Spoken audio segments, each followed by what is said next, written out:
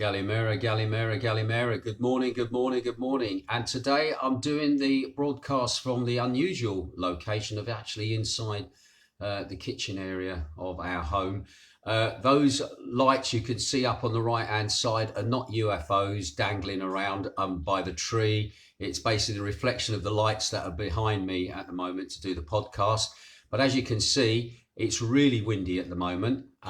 Also as well, it's just been chucking it down with rain. But while I was putting the last of the news together, you've kind of missed the rain at the moment. But that's it today. Very, very miserable weather.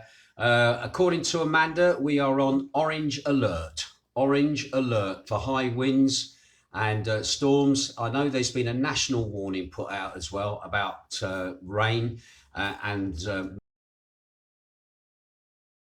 maybe some flash flooding in parts of Greece as well because of the high rain. So all in all, a pretty miserable day. Today it's going to be 18 degrees Celsius and it's going to feel like 18 degrees Celsius. So it is a little bit cooler. Big shout out to Amanda who's tuning in now. Thank you for your concise weather forecast this morning. And she says, oh, have a great day. Totally, trust me, we will do. Right then, let's go in, crack on with the news. Just a quick little story for you. Yesterday, after I'd done the broadcast and I went into town, Jane said that we had a massive bird of prey that came down and was effectively, the chickens were all having a big spat because this big bird of prey had landed and it was obviously after some chicks. I didn't see this, but I wish I had. But Jane said it was absolutely huge, this bird that came down and landed. Oh, there we go. I was having a bit of trouble switching it around. There you go.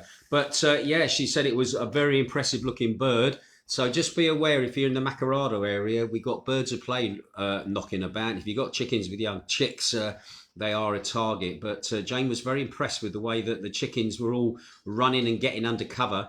One mother was actually virtually fighting off this bird of prey, but she's not sure if it did manage to take any of her chicks. But yeah, I wish I'd seen that. I'd like to have watched that just as a curiosity, and also making sure that no more of the little chicks got took by the big bird of prey. But anyway, let's crack on with the news. Let's find out what's been going on in the last 24 hours here in Greece. Just to let you know then, infection rate is down slightly on the day before. I did tell you the day before we had 7,108, and the day before that we had, oh no, I took that date out actually. But anyway, we had 7,108 on the day before. Today, I can report to you 6,565 new infections across the country. That brings the grand total now up to 901,661, of which 50% of those are male. There were 10 new cases identified after checks into the country. That was down on the day before where we had 12. Now, looking at the national stats for the islands of the Ionian that we're in interest with at the moment, Lefkada had 19 new infections. That was up on the day before where they had 14. Corfu had 85 new infections. Now, if you might remember yesterday, I couldn't find any numbers for Corfu. But anyway, that is 85 new infections that they have now recorded, and they are in the red at the moment. Now, the prefecture of Kefalonia, they had 14 new infections. That was up by 2 on the day before where they had 12. They are in the amber. And as for Zakynthos, we had a slight increase in new infections, up from 14 on the previous report, and we are up to 16 new infections within the last 24 hours. Again, Zakynthos, as I said yesterday, we are still in the red on the traffic light system, but we're in the light red and not the dark red, unlike Corfu, which is in the dark red at the moment. When it comes to deaths at the moment across the country, deaths have dropped. They are down on yesterday where we had 93 deaths and 91 the day before that and 105 the day before that, which was the highest number since November 21, 2020. I can report to you now 78 new deaths across the country. That means the death toll now is up to 17,425. 95% of those people had underlying health issues or were over the age of 70, and our condolences to the families who have lost members at this time. When it comes to the ICU beds at the moment in incubation, we had 612 yesterday. That number has gone up quite a bit within the last 24 hours, up to now 621. Critical cases then, of that 621, 365 are male, 256 are female. Their average age is about 65 years of age. 80% of them have underlying health issues or are over the age of 70. Now, regarding those critical cases, 503 of them are unvaccinated or partially vaccinated, and 118 of them are fully vaccinated. Right, let's have a look at the news then. The Greek government yesterday reiterated that it is not considering curbing an ongoing surge in COVID-19 infections by using a national or partial lockdown. Anyway, they neither are going to be locked down, nor will the SEA, that's the healthcare system, collapse. Yanis Orikone told journalists at a press briefing, responding to accusations from the main opposition that more measures are needed ahead of the holiday season. The minister then said there is a specific framework of measures for the unvaccinated, as well as a specific recommendations for places that are overcrowded. He said, we continue like this without the possibility of a lockdown on the horizon. Got to remember, at the moment, a lot of places are locking down or partially locking down. We've got Austria, we've got Germany, we've got the Netherlands, and also now Italy have been talking about a lockdown as well. So again, let's hope that Mr. Mitsotakis is not swayed by what the rest of Europe is doing and then decides, I've got an excuse now to follow suit because they're doing it, I can do it. And as we've said before, and I have said many times, lockdowns do not work at all. All right. Anyway, interestingly, Zakynthos Hospital, local news here, the very serious problem of the lack of doctors at the Zakynthos Hospital remains unresolved. And for this reason, their demonstrations are continuing. With the outpatients clinic, which is essentially closed from the beginning of the pandemic under the pretext of the coronavirus. And I'm using the wording that is used in the local press report. Occasionally, competitions are fruitless, and for a long time, the patchwork of solutions chosen do not address the root of the problem, especially for the island areas. The state should send doctors to the public hospitals and not force whole families to migrate to the big urban centres because there are no health services for our fellow citizens. Anyway, although the situation remains the same, although there have been many protests, rallies and gatherings, doctors in Zakynthos have not come to staff the hospital, and at least immediately no solutions actually appear. Now, yesterday there was a protest rally held outside the hospital under the initiative of the Zakynthos local committee of the KKE, that's the Communist Party for those that don't know, which announced the following. The Technical University of Zakynthos mobilised following previous interventions for the serious issue of health and staffing of the Zakynthos Hospital with permanent staff. As has been highlighted many times by the party, Zakynthos, the long-suffering new hospital of the island, remains from the beginning understaffed with serious shortages in all areas in medical equipment, with resignations of doctors, closures of clinics, without recruitment of medical staff. Many clinics operate with their borders, and their islands' health centres either do not operate or under functioning. Unfortunately, serious shortcomings are forcing our fellow citizens chronically ill with cancer or severe cases. As recently, we brought the question to the House for the dialysis unit to be travelled off the island with much higher costs of transport and even accommodation, or address the private clinics that spring up like mushrooms on the island. So basically what they're saying, more private practices are springing up.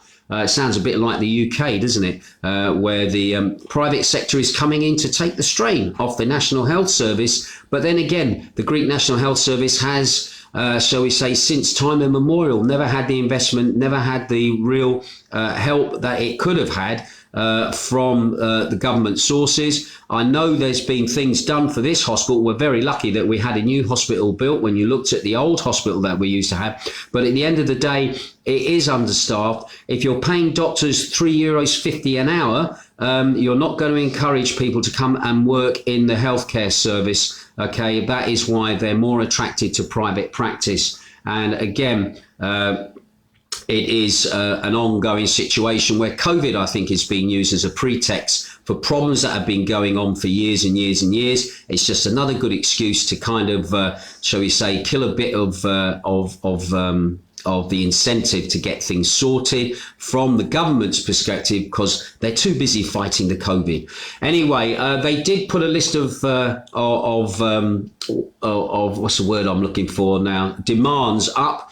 And they said the staff of the hospital with direct recruitment of permanent staff, that's one of the demands. The permanence of contractors, that is people that are brought in like for cleaning contracts, etc., etc.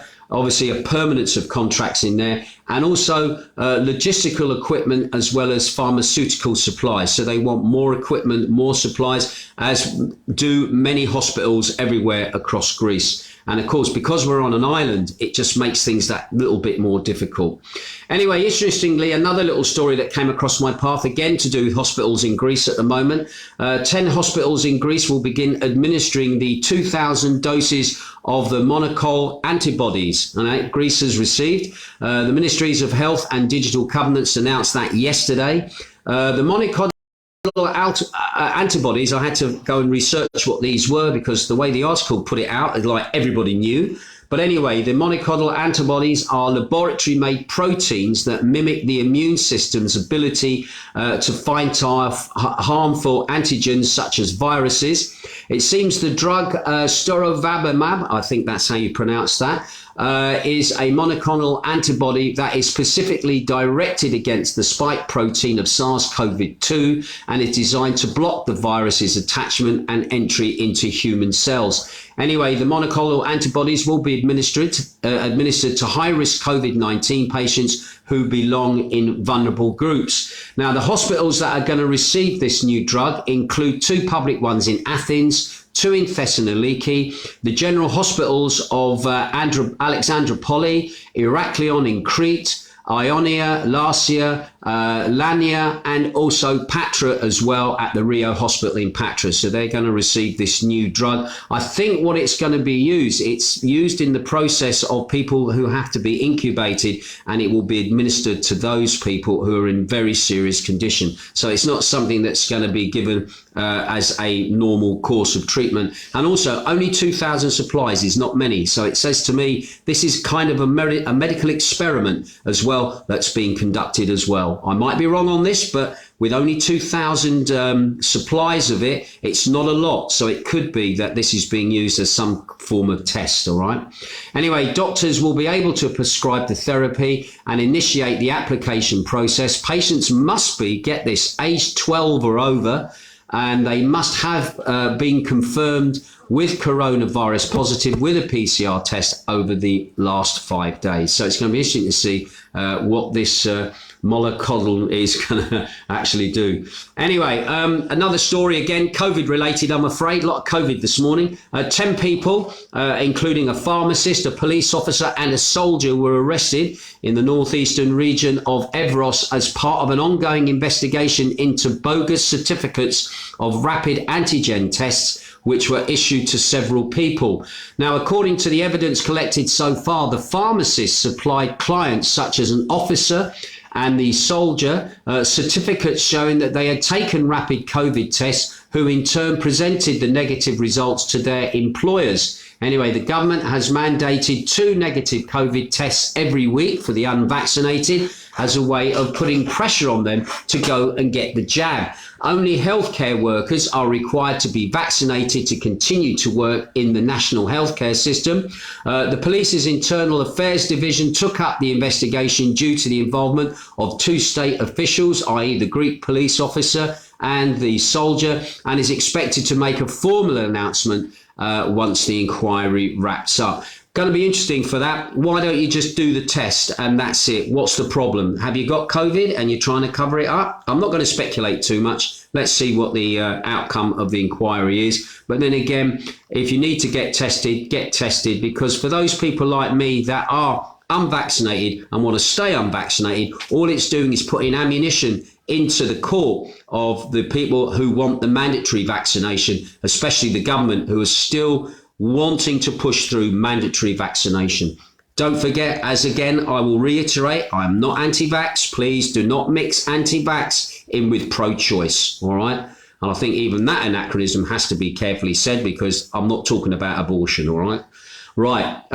Also, an interesting story again for Zakynthos. Local travel agent Marcus Damakas is saying that the rise of the coronavirus in Europe is slowing down bookings for next year. Now, speaking to the Hermes Group, he said in an article last night, coronavirus is erupting again, and I do not know where it will lead because we are all worried. We hope that next year, when the new season starts, we will have overcome it. Many states have reservations, but the momentum cannot be seen because customers are afraid. Yes, there is an increasing trend in bookings compared to last year, but we would have had much more if it were not for the wave of the pandemic that the whole of Europe is experiencing now. Areas from which we have customers are now in lockdown, such as the Netherlands and Austria. Anyway, he also said at the same time the the European Centre of Disease Prevention and Control is sounding the alarm, calling on EU member states to take urgent action against the reinsurgence of the epidemic in Europe and the risk of very high health burdens in December 2021 and January 2022. The EDC is also calling for an increase in the overall level of vaccinations. At the same time, the European Centre for Disease Prevention and Control is sounding the alarm, calling EU member states take urgent action against the resurgence of the epidemic in Europe and the risk of very high health burden in December 21-22. I think I've just read that, haven't I? I said that twice. Anyway, for some reason, it's repeated that on my printout. But basically, the travel agent here, who we actually do know, is saying that basically there's a worry now. I don't think there's too much of a worry from the UK at the moment. I was just looking this morning at some of the comments on my Facebook feed of people who have already booked their holidays for next year. So maybe it's the Netherlands and countries in Europe like Italy now, Austria, Germany, that are now doing lockdowns. That might be the reason why the booking process is slowing down. But on the whole, from the word that we're receiving, the bookings are actually looking good for next year. So again, we shall wait and see, and we'll see how this plans out, and we'll see if any of the other agents who are responsible for bringing holiday companies to Zakynthos, if they are going to put their hat in the ring and say, no, bookings are down because of COVID, or bookings are looking good because people just can't wait to get away for next year after everything that's been going on with COVID at the moment and all the restrictions that people have been finding themselves under. Anyway, and finally, just a bit of a heads up for Monday. At 9 o'clock on Monday morning, if you hear a big siren going off in Zante town, don't worry, it's not the end of the world. It's basically the Zakynthos region, or the Ionian region, are signalling their exercise that's been planned for what to do in the event of an earthquake taking place. Now, this happens from time to time. Basically, the regional director is underlying the purpose of the exercise is to show the problems that will arise and also how to be corrected and should there be an earthquake here on the island, and what will be done to implement sorting out the situation after a major earthquake. Anyway, as the study was prepared some time ago and has already been updated twice, the regional director needs a new update to obviously respond to the data that they've already received. I do remember one year where they realised that the radios that a lot of people were using using in the rescue teams weren't working. There was also problems with communication, and also problems with people parking their cars in areas that were basically obstructing the route through to the hospital to obviously take people if there were casualties going up to hospital. So basically on Monday, when you hear that big siren going off, it's just an exercise, all right, taking place. And I'll give you a little reminder again, probably on the Sunday podcast as well. Right, let's have a quick look, see who's tuning in at the moment. Paula Chatterton is watching. Nice to see you, Paula. Gary Crowder says, cold, wet and bloody grey in Essex, mate. Harmonising. Is that ha-ha morning? Oh, ha-ha morning to you and Jane. Thank you very much for that, Gary, ex-RAF Reg buddy. Graham Eagleson from beatsradio.co.uk. He says, good morning, Mr. DJ Ginge. Good morning to you, sir. Just a reminder today, don't forget that my dance anthem show will be going out online tonight on beatsradio.co.uk. Kick off 7 o'clock in the UK, which is 9 o'clock here. 2 hours of uplifting dance music, and we'll see where the journey goes tonight. Also, a big shout out to Sam Curtis, who I know is tuning in at the moment. He left me a long comment, but unfortunately, Sam, I can't read it at the moment. It just keeps flicking past because people start adding little messages. But I've got a feeling the weather is bad in Brighton. Oh, here he says, good morning, Mr. DJ Ginge. Very cold here. Sleet expected today. Oh, it is cold over there in Brighton. Looking forward to dance anthems later. Have a great day. Right, that's it from me. Can I just say thank you to all those people that are tuned in. I will keep my ear to the ground. If I hear of anything, I will let you know. And trust me, I'll try and be maybe one of the first to let you know what's going on. Oh, and a big shout out to Delia, the wife of Dennis from Magdalena's. Nice to have you looking in as well. And I will speak to you again soon. You take care. Have a great day. I'll keep you here to the ground. Ta-ra.